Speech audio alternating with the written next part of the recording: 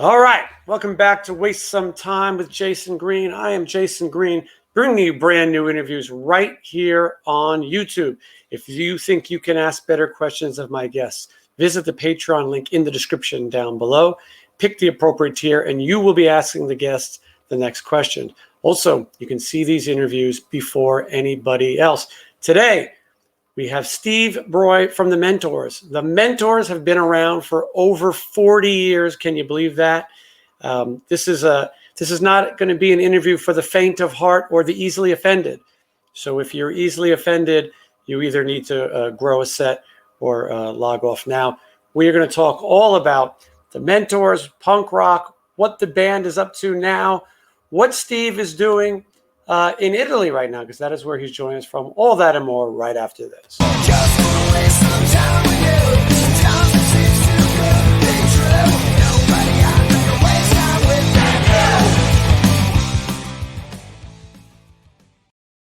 you. All right, please welcome Steve Broy. Hey everybody, what's up? Steve, I'm really glad you can join me. I want to make sure that people understand what you're promoting first. So the El Duce tapes, which is basically the punk rock found footage movie, dare I say critically acclaimed movie that features lost VHS recordings of the Mentors' late singer El Duce.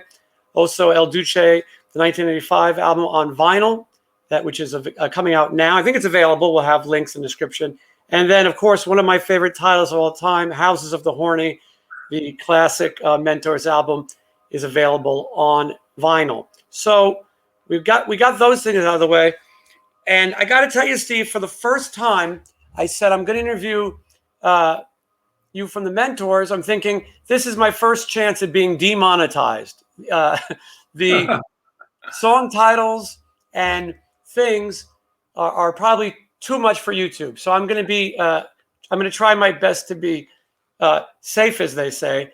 But I will say that I'm a fan of a good gimmick. And not that the Mentors is just a gimmick, but this is something that has survived for so long. And for those who don't know, we'll get into the history of the Mentors. You're born in New York, Long Island, Hempstead. You moved to Seattle. That's where you meet El Duce and the other guys in the Mentors. Tell me a little bit about that beginning. Well, I met El Duce when I moved from Queen Anne Hill over to North Seattle, and he was at my elementary school. He was a poor student. I was a good student. He used to look over my shoulder and copy the answers to my tests. And so I was there when he first picked up his first pair of drumsticks in the drum class of the elementary school. And I got thrown out because I didn't want to play with a practice pad for 2 years like they make you do. But he took the ball and ran with it after that. Yeah, and El Duce was the drummer and the singer for the Mentors. Correct. And I want to also mention that anything we don't get to is in this book right here. Truth is Funnier Than Fiction, My Life with Eldon Hoke and the Mentors. Last night I went down a Mentors rabbit hole. It's a very dark hole to go down. But I really do enjoy the book. If you're a fan of the band, or if you don't know anything about it and you want to learn, I recommend this book. It is your style is very different than other people would have. At the end, I love you have all these emails for people telling their El Duce stories. This is obviously a very interesting person. As you read these stories, you wonder, could this be real? Is this real? Is this insane? And you get to be the judge yourself. Really amazing stories. You do talk about that time in elementary school with Eldon Hoke, who goes on to become El Duce. So talk a little bit about how. Thanks for the plug. Yeah, Thank you for the plug. Yeah, absolutely, and it's available. I'm holding the second edition here. It seems like it's updated from time to time. No, I just did that just to fix some things with the initial printing was all. Gotcha. I haven't reprinted it for years. Gotcha. So any copies that are out there are the ones we got to grab up. I still got them. I sell them. So Okay, so Steve, tell me where they can find them. just get me on Facebook, The Mentors. Yeah. Okay, And then you can ship it. Yeah. message me on there. I'll take it from there. Okay. You do handle things in the punk rock fashion. This is not like you go to a big mentor. If you're going to Google search the Mentors, you're not going to find the website for the punk band. You're going to find all kind of leadership programs and a bunch of bullshit that you don't need in your life. So they Facebook message you. Tell me a little bit about how Mentors begins. Well, we all started playing about the same time. But as far as the Mentors, it really started with me and the original guitar player, Sicky Wifebeater, also known as Eric Carlson, who I befriended in 7th grade at junior high school. And we started playing in a band with this other drummer named Roger Williams, who was a hoodlum and more interested in stealing cars and fucking playing rock. Mm-hmm. So after a couple of gigs at a local commune with Roger, he kind of bailed out on us, went off into the shoplifting and fucking car stealing realm. So we were out of a drummer. I saw Eldon Hope coming down the school corridor one day with a fucking pair of drumsticks, and I remembered him from elementary school. So you play drums? Hell yeah, he played drums, so that was it. He came over and jammed at my house, left a big fucking oil stain on the floor from his drum pedal. My mother hated it, which she hated that, but that was the price she had to pay for Rape Rock. So we should point out, again, if you're sensitive, this is the wrong interview. Rape Rock was the term of music that you guys called Mentor Sound. Yeah, that was started by Duce. I didn't like it at first. I tried to get him to call it Raw Pay Rock instead. Yeah, it's definitely that means definitely a little controversial and stuck with you. I want to point out as we get into more of Mentor's moments in history that anyone who took this too serious was obviously these are the people that were meant to be offended. You know, if you were so stupid that you thought this was this political statement or that this was serious in all ways, then you were probably the target, you know, for anyone who was dumb enough to think that, including the PMRC, which much later read the lyrics to your song "Golden Showers," and these lyrics are ridiculous. And if anyone couldn't tell that this was all in sort of good fun, they were crazy. And after reading them, Frank Zappa says, "I believe these hearings are a farce." And you know, everyone talks about Dee Snider and Frank Zappa and Wasp, but they don't mention that Mentors is the really what made people realize this was a farce. Absolutely, yeah. So Mentor's image is the black hoods. We can see it behind you, the Executioner hoods. This is the look of the band. When does that begin?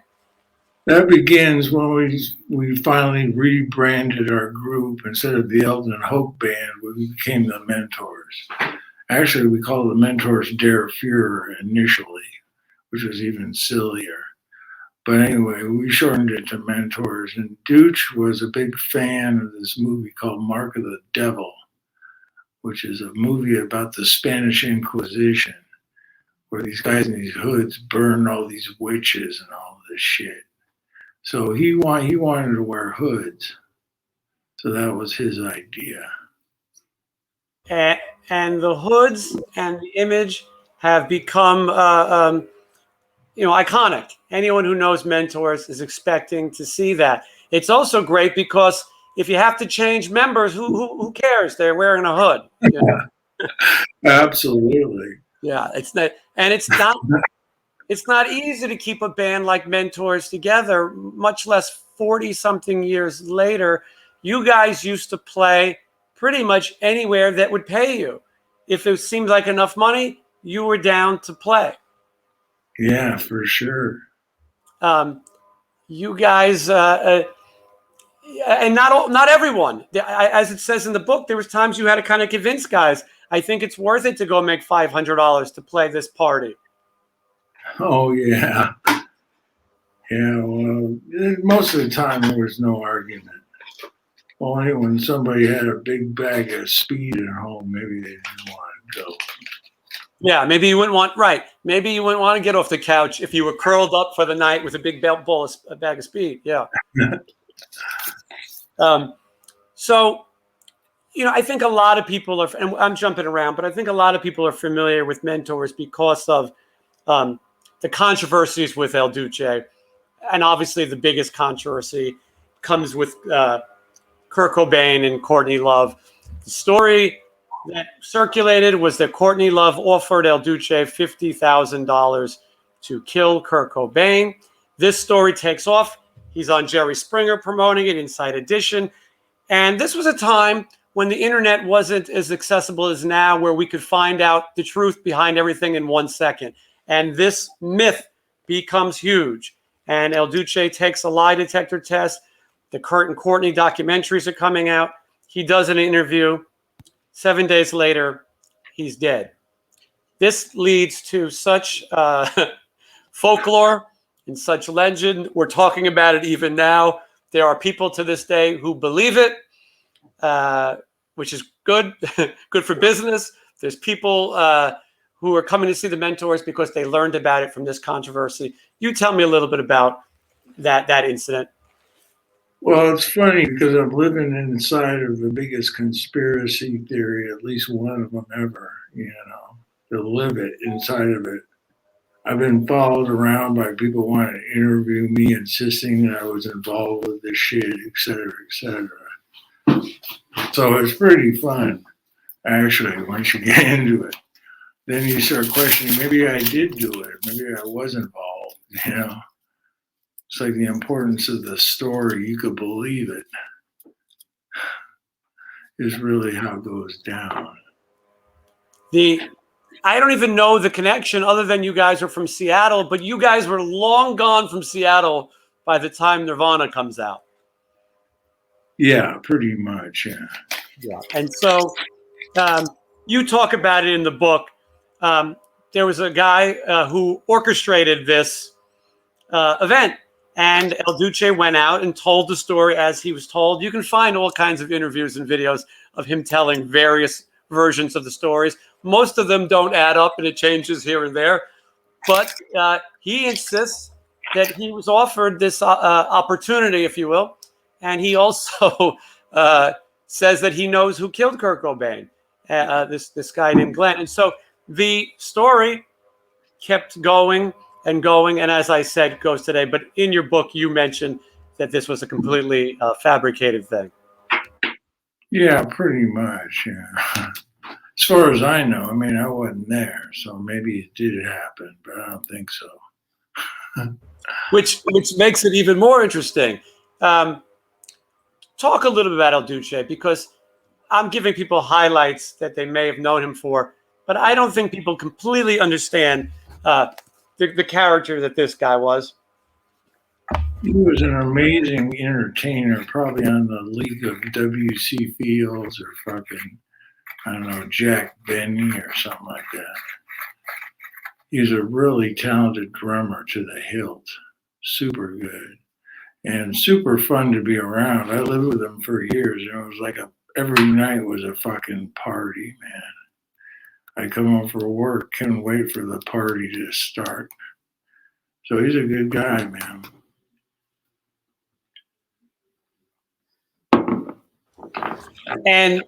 But he was, in a lot of ways, he was performance art before that was something that it was even known. I know now that people obviously make comparisons to Gigi Allen, and you guys have heard that for a while. And in the book, you talk about how you came across Gigi Allen touring, but when you would go to a city, you would hear the stories of what he had done in the earlier city. And as much as a character as El Duce was, he was not, defecating and throwing in the crowd or doing these things. Even though it was still, your show was still pretty insane in its own right. He didn't do it routinely, but he did do it once. I remember. Defecate. Yeah, you got to tell me more about that. Well, we were playing this place called Club 88 in LA, probably 1980. Would have been 1977, probably. So I remember it was a Thursday night. It was pouring rain. Nobody was there except Black Randy, the notorious Black Randy guy, was there, and a few of his junkie friends. So I remember Dooch. We kept playing. The crowd would not let us go. The 5 people were there, insisted we keep playing. Finally, I had enough. I decided to go home. And Dooch pulled down his pants and let some prune flakes go on his snare drum. I was told later. I didn't see it myself again, but I do believe it happened. He was so proud of it. See, he had some, I don't know what the thing is when you smear shit on the wall when you're a kid. You know about that syndrome? You ever heard about that? Yeah, he did that when he was a child. He carried it through his career. This is like the Jim Morrison fascination somehow or the other, but not like Gigi. It was a regular thing, This is like the Jim Morrison exposing himself incident. We're not sure it happened, but we believe it happened, and it's like a shit gate for El Duce. And in this case, the truth is stranger than fiction. As you say, in this world. And there was a time, though, when El Duce, even though the Mentors was known, he was homeless and he was living in the streets, and he was collecting money and going out to the Playboy liquor out on Yucca or whatever. And he was famous, but homeless. What was that like working with him at that point? Well, I always had a couch for him to sleep on, so he was never completely down and out to the utter rock bottom. He liked to go out and party with the bums. That was his deal. He liked it. He liked to go out there and get high and fucking sleep in the cardboard condo and shit. Somehow or the other, it was a party for him. And he could survive by panhandling and telling jokes for a quarter. You paint a picture of that in the book. It's amazing that he was able to travel and play with you for that many years. You say you knew this is not a person who was going to be an old person. His lifestyle was not meant to be someone who's going to be a senior citizen. That was well known. But the fact that he made it to the shows, I like how you start the book. I read these books all the time as a fan of rock bios, but also for the show. And you start by saying, too many of these books start with slow, boring shit that I'm paraphrasing, that people want to skip ahead of. Here's my childhood. You go, I'm going to start you with a story that's fun and funny. Not the funniest, but it's funny. So it's going to get you to keep turning. And you know what? It got me because I'm turning. And you describe what it's like trying to get this person to leave shows, to go to shows, to pretty much function, because he was an alcoholic and an addict as well. Just really an alcoholic. You wouldn't. Okay.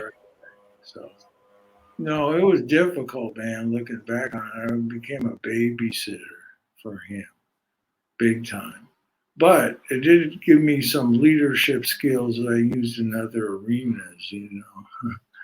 Herding cats. If you can lead the mentors around, you can also lead a room of engineers to do shit also.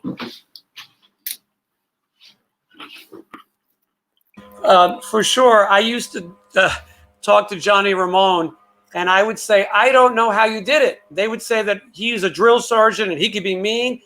But if you look at the characters that he was surrounded by, Dee Dee Ramone, who is this definitely an addict who would disappear, Joey Ramone, who was OCD and a touch things. to keep that ship going for that many years. And you guys were doing it on a little bit of a smaller level and on more of a budget. And there is no one like El Duce. So like you said, to herd that cat is a full-time job and not always financially rewarding. No, not. You know, it's funny. One time, Dooch was panhandling or sleeping on the ground outside of Grauman's Theater, and some guy pulled up in a limo, got out, and said, "You're El Duce, aren't you?" Or no, the El Duce told him he was El Duce. He goes, "No, you're not El Duce because El Duce lives in a mansion." So no, we never made millions, but we made a few bucks here and there, augment our lifestyle. One of the things that I think is so interesting that is in the beginning of this insanity of Mentors, you would be in and out of the band. You were, or I should say, your character or your pseudonym, Dr. Heathen Scum, also known as Pope Heathen Scum. We want to make sure that we clarify. But and obviously, Heathen Scum has to get a doctorate to become a doctor. But you were studying, you know. Your early life is very different than, say, El Duce's life. You were going to school. To talk about it a little bit. What happened was when we formed the Mentors in '76, we quickly moved down to California because we were all out of high school, right? So we moved down here to fucking make it. But it was tough sledding here for a couple of years in LA. Really tough. And so at a certain point, I said, fuck it, I just got to cut the cord and go back to Washington and learn a trade. So I went back to school and got a degree in electrical engineering. What happened. And then I got a job after I graduated back in LA, and I rejoined the band at that time. And then it just took off like a fucking rocket because that PMRC shit happened. Obviously, the PMRC backfired for them and only helped the bands. You know, it definitely only made you guys more popular. And so we talked a little bit about how crazy the band was and the hijinks. I want to know, was there ever anything that you guys discussed? You said, no, that we can't do. One time it was suggested that we drop the obscenity and go commercial. And that was quickly shot down. Was that a record label idea? Yeah. Because for a while you guys were on Metal Blade Records, and it was sort of marketed as a little bit more mainstream, although the music was still Mentors. It wasn't exactly Metal Blade, it was their subsidiary Death. Okay. So it was Metal Blade, but not really. Right. It was right, a division. Yeah. Anyway, what was the question? I got hung up on that point. No. We wanted to know if there was anything that was too wild for the Mentors to do. Oh, wouldn't they? Actually, the point in fact, there was a guy in the band that sort of pushed it for about half a second. I don't want to say that, but that's really what happened. Maybe we should just do some normal shit. We should no. I'm not sure that would have been possible. You know what I mean? I don't think there's a commercial El Duce. Well, no, I don't think so. Because while I call it a gimmick, I mean, obviously you knew how to market it and still do, but he was in fact, very real. You know. Oh yeah, no shit. Yeah. I think that if people take a look at the El Duce tapes, and you can find it everywhere right now streaming, this did play on the film festival circuit, and people really enjoy it. And not just fans of punk music. This is an interesting character piece, and you're featured throughout talking about the time with El Duce. And you do see a human side of him, but you do also realize that this person is not an act. No act, no. But you know, he wasn't all show. You know, he had a serious side also. Yeah, and obviously you guys coexisted for quite some time. Yeah, it was more than coexisting; it was co-depending. in a good way, though. I think, though. You know, when I was talking about the Ramones, they always thought the next record will be the one, will break through. Did Mentors, did you feel like this is going to keep growing, or did you just feel like, you know what, we're going to take the money we make and we're just going to keep going?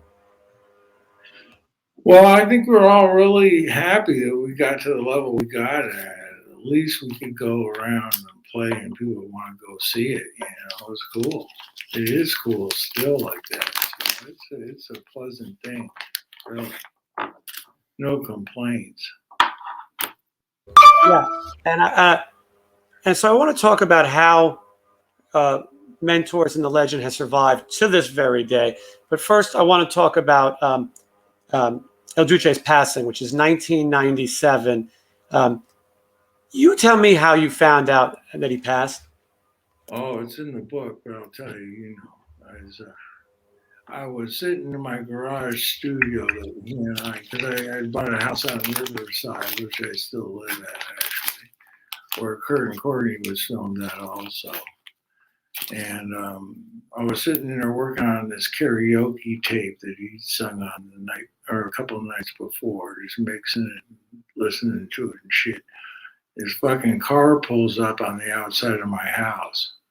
My house, from where I'm at in the garage to the house, about 100 yards or so. It's a long haul, but I could see there was a car out there, so I go out there. This lady gets out of the car, shows me this badge. That was a cop at first, so shit, the cops, because I was in there smoking pot or something. But she goes, I'm with the coroner. Do you know Eldon Hoke? I go, yeah. Does he live? And she asked me, does he live here? I go, no, but I can get in touch with his family if you want or something, because she then told me he was killed, hit by a train the night before. So it flipped me out pretty good, to the point where I wanted to give her his sister's phone number so she could notify her. But I just went in the house and I was so distraught I really couldn't find it. So I go back, I said, well, I'll call you later. I just got to get my head together around this. That's how I found out about it. Yeah, definitely a tragedy. And there's a lot of theories on what happened. Al Jorgensen of Ministry, he says that some fans were on the other side of the tracks and that they called El Duce over. And as he was crossing the tracks, his foot got stuck and he was struck by a train. Do you believe that story? Not necessarily. I like Al. He's got some good stuff, but he makes up a lot of stuff in his book. I'll tell you that. He said in his book, El Duce raped his mother or something, anything like that. I don't think so. Yeah. I think you would know that one. But, whether or not he was distracted, I don't know, because the time it happened, everything's dark there. And those trains come through, they're super fucking fast. They'll come through, 70 miles an hour like a motherfucker. So the story probably is most believable to me is he's trying to cross the tracks and the bag he bought ruptured. And he sat down to try to pick something up, maybe, or something like that, I suppose. Yeah. Obviously. No, but I do have the death certificate. I went and got that from the Riverside, courthouse. I got that. Yeah. So there's no indication of foul play. Yeah, that's what I was going to ask you. Obviously, you don't believe that he was killed for what he said. And about Kurt and Courtney, and you don't think that did he ever seem suicidal? Yeah, and I think he had a reckless disregard for his own safety. So suicidal, maybe not like to the point of like jumping off a building, but walking in front of a train or walking into traffic, yeah, he could do that. So he may have decided, I don't know, it's possible. When all this was happening, did Courtney Love ever attempt to sue you guys or anything of that nature? Not that I know of.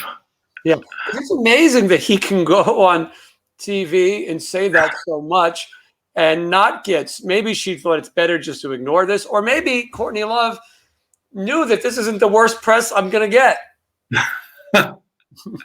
Yeah, there's some funny clips. There's a clip of her on YouTube where some guy runs up to her and she's coming out of a fucking trial somewhere through the metal detector. Goes, "Hey man, you killed El Duce," admitted it, or some shit like that. It's funny. Yeah. She definitely was in our orbit, though, because our original guitarist, Sicky, his girlfriend was Carolyn Rue, who was the original drummer of Hole. Right. So there was a connection. Yeah, I remember hearing that was the connection between the two. Who knows where the where the truth completely lies in that story and involvement? But it sure is fun to talk about it now and sort of leave the. We don't have the good old P.T. Barnum days like we used to. I think you guys do your best to keep that alive. And so when El Duce passes away, how long is it before you decide we're going to keep the Mentors going? The next weekend we had our show. Very next weekend, believe it or not. And was it difficult? Yeah, a little difficult. Because people, "Where's El?" And then we just say he's dead. And couple people started crying and shit like that. I don't mean to laugh at his death, but it's surreal. This whole this whole Mentors world, and so it wasn't much of a grievance period, or whatever they call it. I'm not sure he would want that, and his legacy that I'm not sure he even knew he would continue. Obviously, has continued so many years later. He will always be part of Mentors history, folklore, the music, and so you went through different singers over the period of time. You are the current singer for Mentors, and you still play. Yeah, and you still play bass, right? Yeah, absolutely. And so. Incidentally, I just want to mention to you, it's funny you mentioned Ramones, because I just got finished reading Marky Ramone's book last night here. My friend, I'm staying with Manuel Galati here in Italy, our current drummer. Getting the picture here, Manuel. You say hi, everybody. There he is, the current drummer for Mentors. And you have a drummer for Europe and you have a drummer for America, right? Right. You guys have figured out how to do this properly. Yeah, well, these guys I've been playing over in Europe. I've known them for more than 20 years, both of them, and they're fucking great musicians. So it's really fun. We just completed about 30-day tour, 25 or 26, I think, total gigs. Well, tell me about you're reading Marky's book, and then we'll get into what you do. I like those Ramones books, man. I really wasn't that big of a fan of theirs to begin with, but their whole legend thing is so cool. Dee Dee, I like the story about how Dee Dee stole Marky's money and they made him strip to find it. And the sardines in the van, all that shit is so fucking great. If you're looking to read a good Ramones book, Monty Melnick, their tour manager. I read that one too, yeah. I think that one might really be the best because you hear the stories directly from the people who were in that van. It occurred to me the other night, I was trying to explain to Manuel why the Stones are so great, because it's a little beyond his reach because he's younger than me, so he's not really into the Stones. So I was saying, hey, man, you got to just understand they have this mythology with them. Brian Jones, Altamont, just as shit goes on. And the Hells Angels had a hit out on Mick Jagger. All this shit is so fucking cool. If you don't have that, you're not a rock band, I don't think.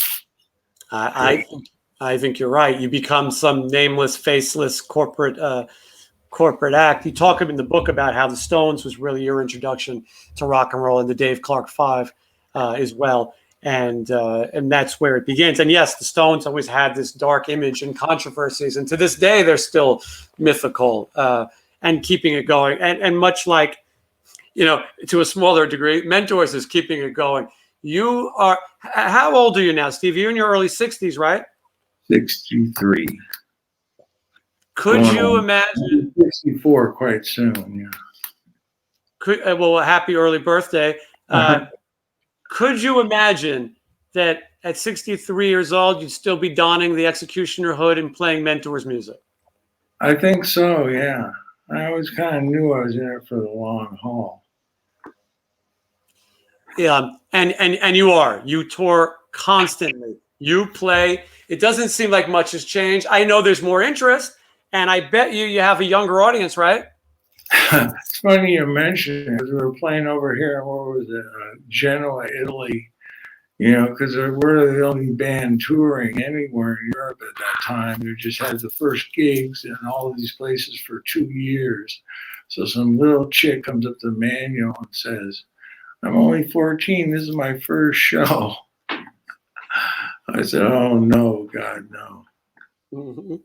You're exposing them early now, but the legend is, younger people can discover music much easier than we could. Now you can go online and research and Google and Spotify and all these other things. It might be harder to get paid for these things, but boy, can you get people to learn who you are, and your book as well. And kids are looking for something that's rebellious and, that's also authentic. And Mentors is not some brand new creative thing. Obviously, you have a long track record. Yeah, that's right, man. Long track record is one way to put it. I talk about, I've had some of my heroes on and punk legends. I had Cheetah Chrome on a few weeks ago. I listened to that. That was good, yeah. Yeah, I'm glad you enjoyed that. He's one of the last of those East Side legends, from New York City.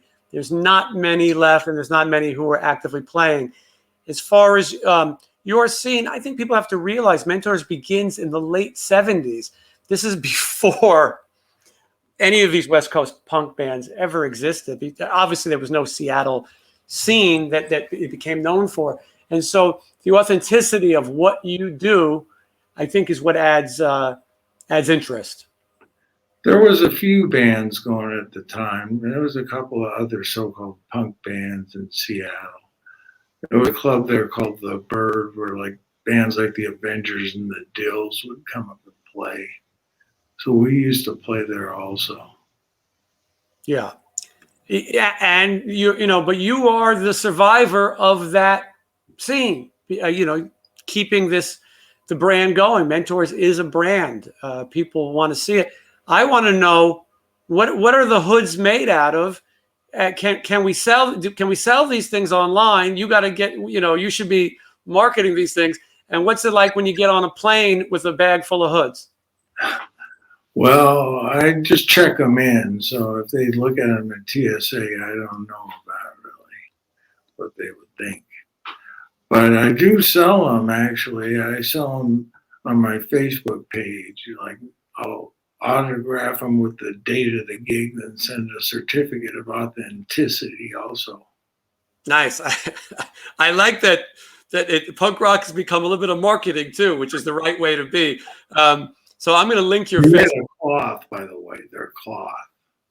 Okay. And do you cut them yourself, or are they made like that? Well, my wife makes them from fabric. How cool. So when you get one, I have an amazing collection of punk rock memorabilia. I have one of Dee Dee Ramone's last paintings. So I'm going to go on your Facebook, and I am going to order one of the cloth masks, because I mean, what a cool piece of history. So anyway, we're going to send some people over there to get this. So as I said, the audience is getting younger, but the old fans are there too.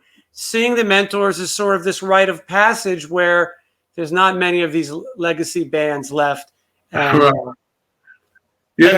I used to tell the story on stage. I say, if we had a good crowd that night, I'd say, it's really good, because it used to be every time we go to a different city, they say, oh, there's more people here tonight, but the Ramones are playing down the street.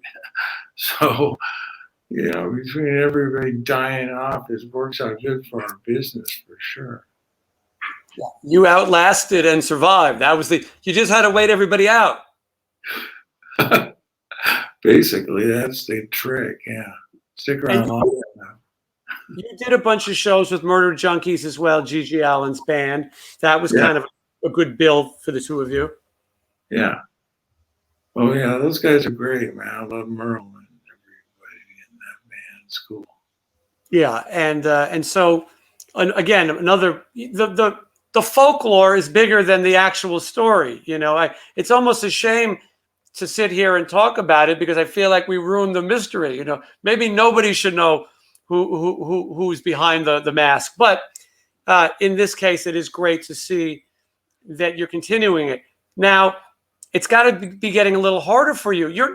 You're in vans and cars, and this is not the most. You're playing dive bars. This isn't the most glamorous thing. Is it hard on you? Yeah, I got arthritis bad in my feet for show. That's a problem. But other than that, I can hang. I like it. Is there any plan to hang up the mask? No, I'll go down like Lemmy with my boots on. Yeah, I think that, and the same for Lemmy. If you stop, it's going to end. You've got to keep going. I mean, your life is built on this. And what about? Yeah, keep going. Can you make a living doing this? Well, between that and my pension, yeah. Nice. A lot of people say there's no pension in rock and roll. You're proving otherwise. No, I got a pension from my job, so I want to retire. Yeah, and so you can do this because you love it. It's got to be crazy to you though, as you survived El Duce, you survived the PMRC, you survived the craziest scene, the craziest clubs. Now to be an older guy playing, watching these kids get crazy, what goes through your mind when you're performing? I just psych into the music, listen to the bass drum, try to lock in with the drums, man. I love playing music. That's what I'm all about. So that's cool. But watching these kids, it's not as violent and crazy as it used to be back in the day, so to speak. It still get nutty, but I don't know. We just did completed this tour all through Europe. We just played all through Italy, about 10 shows in Italy, went up to Vienna, jumped over to Serbia, Romania, and Bulgaria, et cetera, et cetera. And we had some pretty good crowds there, but nothing really crazy, just people hanging out. So it was cool. While America and the world were on lockdown, Mentors were playing shows. It wasn't easy getting in over here, I tell you what. I had my little card, from the government saying vaccinated, but sometimes they look at it because I just got the J&J shot. I didn't get the double one. So they go, oh, this isn't good because you only got one. I said, no, look it up, shit like that. But it's cool. It's great that you have government approval to play rape rock in Europe. Absolutely. Who would have thought that could happen? And we should specify, I think I've heard you say rape rock is also referring to raping your ears. Rape your ears with vicious rock, yeah. That was another cop out. Yeah, you wanted to stick to the hardcore image. You didn't want to give a break to it. Well, it's fun to start a show with, okay, we're going to play rape rock. If you're not down with that, get the fuck out of here right now. Mm-hmm.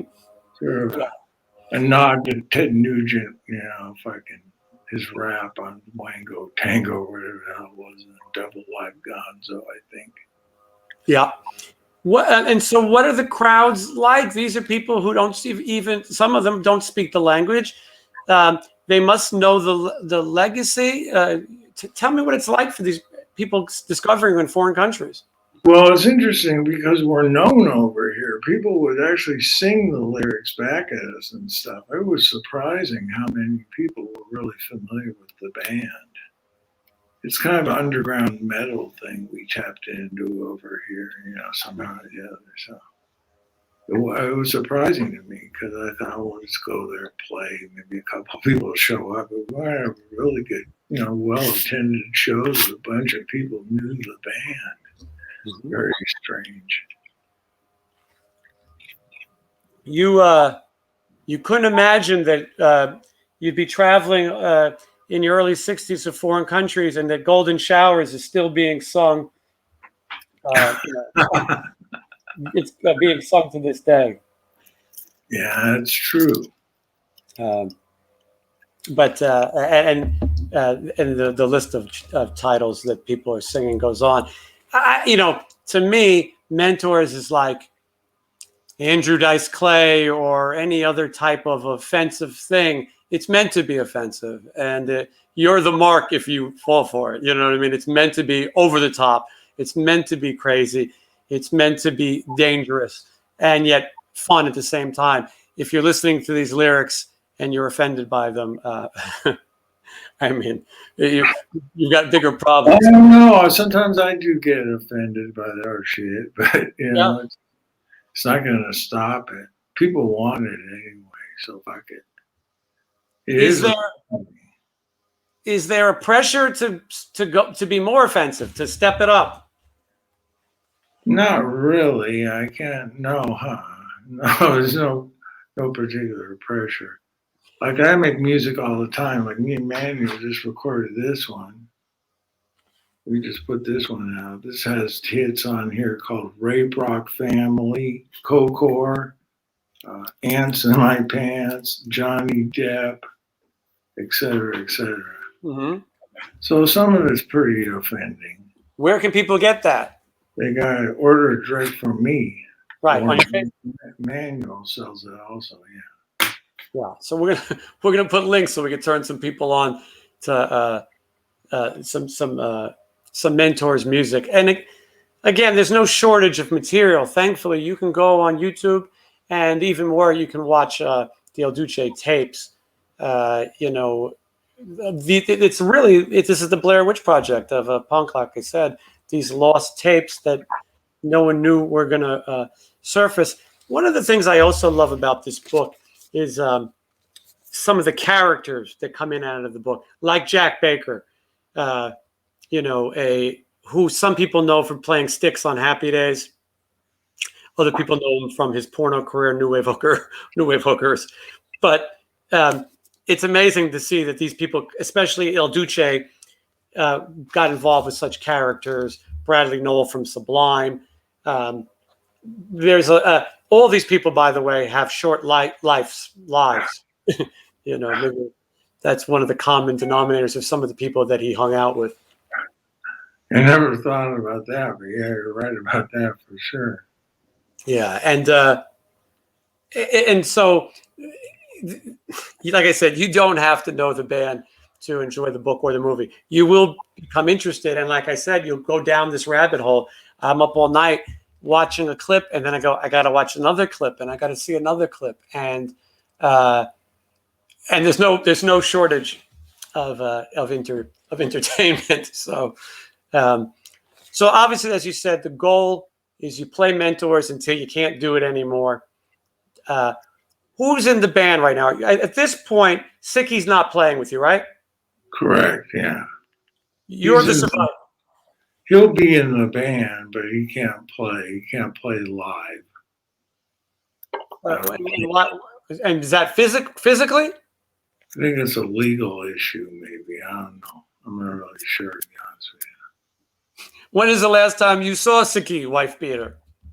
It was about 2 or 3 years ago, I think. So he may play on a record or something, but it sounds like he's laying low. Is that correct? Yeah, I'd put it in that category.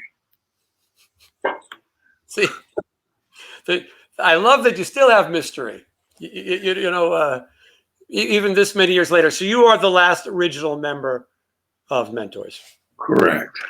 Yeah, and the founding member, obviously, the last surviving founding member, performing. Yes. Okay, but so I'm Manuel Galati on drums. We also call me Italian Stallion. He's sitting right here next to me. And then he lives in Trieste. And he comes over and does long U.S. tours with us also. So he's done, what, 3 or 4 of them already? How many? 5. 5. Wow. So he comes over and does that. He'll come over again next year for long tours. And then on guitar, I got this guy named Paul Van Rijswijk, who's been kind of a mentor friend for a long time. He brought mentors over for the first time to Europe in like 94 or 8 or something. I forget. 98, I think it was. Yeah. And he plays really good guitar. So it was the 3 of us. We just did this tour and shit. So that's my European band. In America, I got John Christopher on drums and Adam Morris on guitar. Both fucking great players also. Yeah. And so when do you go back to America? I gotta go next Monday. I've been here for 2.5 months. It's crazy. What does your wife think of you going off across the pond, so to speak, to do this? She didn't want me to go. I'll tell you that. I'm assuming that your wife lives a little bit more of a traditional life. Yeah, yeah. Well, she used to be a stripper and dance with the Mentors for many years. So. Okay, cool. So she understands it. Yeah. I don't think she likes it so much now. She calls it a stupid band occasionally, which I like that. I said, I want to make an album title called Stupid Band. You and your stupid band. I said, yeah. Keep talking. Keep those good ideas flowing. Yeah, that's right. Your significant other can offer some good titles. So you go back to America. What's the plan for the Mentors next? Well, we got a gig on fucking November 15th or something like that. I don't know. Just start in with gigging and then try to book a tour for next spring here in the U.S. And we're going to come back to Europe and do 2 months over here in the summer. It's incredible. Yeah, we hooked up with a really good booking agent guy. That's the guy who was driving us all around. This fantastic guy named Alessio Medici. Unbelievable guy.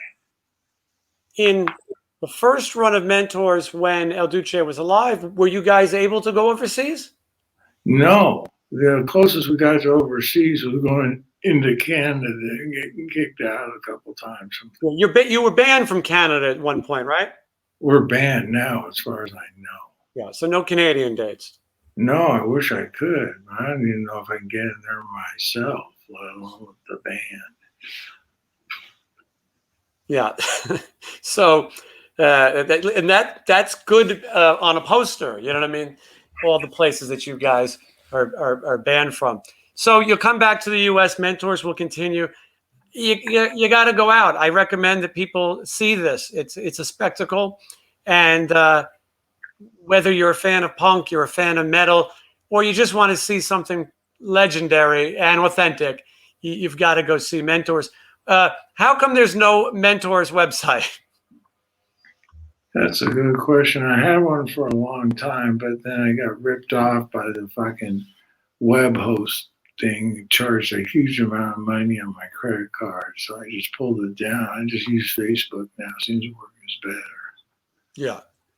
You're definitely the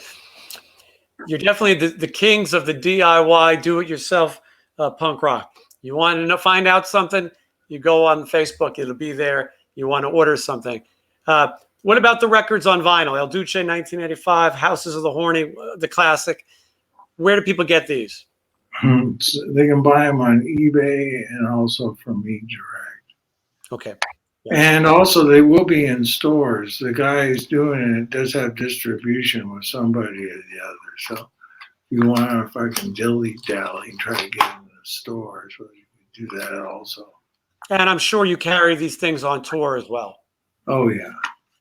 I'm sure merchandise, T-shirts and things are more lucrative than music could have ever been. Yeah, pretty much. Yeah, that's really a good thing. People like the merch.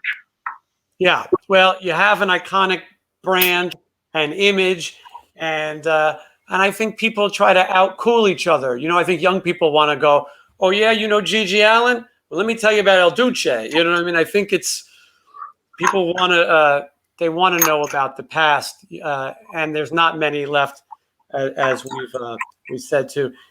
Steve, I'm so glad you joined me. I when we were talking about this, I was worried I was going to get a Heathen Scum, and you were going to be in character, so to speak. But I'm really glad to speak to you, a legend in this field, and it's so great to see that you. Oh, I didn't want to do that. I remember watching a podcast where you said you'd interview Steel Panther, but only if they dropped the character bullshit. Yes, the Steel Panther and the Great Cat. I don't know if you saw the Great Cat. Yeah, that one, I did watch that. Yeah, that one caused all the controversy. It got a ton of hits and made a lot of money because it was so ridiculous. But there were people who were mad about it. But as you know, sometimes people getting mad about things isn't always bad. It's sometimes good for business. Yeah, and I always appreciate just the direct truth shit rather than a bunch of phony crap. Yes, I think so too. And so I think when you get to speak to somebody, and the book tells a lot, but to get to speak to somebody who's had such a history, I mean, we could go on forever, but you're going to run out of smoke by the time we got there. Steve, thank you so much. I next time you're out my way, where are you living, by the way? I live in Riverside, California. Okay, that's right. You still have the house, you were saying. Yeah, I got another place in the hills up in Paris, so I call Rape Rock Mountain. Right. I have seen you have, you can watch live videos from Rape Rock Mountain on Facebook. You do live shows? Yeah. Yeah. Yeah, and it's great. You're a survivor, Steve. There's no, I don't know who's left who can do what you guys do. Soon as you're out back and playing on the West Coast, I'm going to come see you because I got to be part of this history as well. Cool, man. I want to hear the Bobby Blotzer story from you direct. Steve, I'll tell you, it is an honor that you're even familiar with that. Those stories are better when I tell them direct, and those are stranger than fiction as well. I've probably never met a more insane person. So we will definitely get together and yours, man, big time. So all kind of shit I like to hear. Get Adam Baum on the show though, man. I recommend it. Try to get him. He was living in Vegas for a little while, and yeah, I think he would be a good guest. Steve, you're very knowledgeable in all types of music. You know, I mean, you know the metal stuff too, obviously. Oh yeah.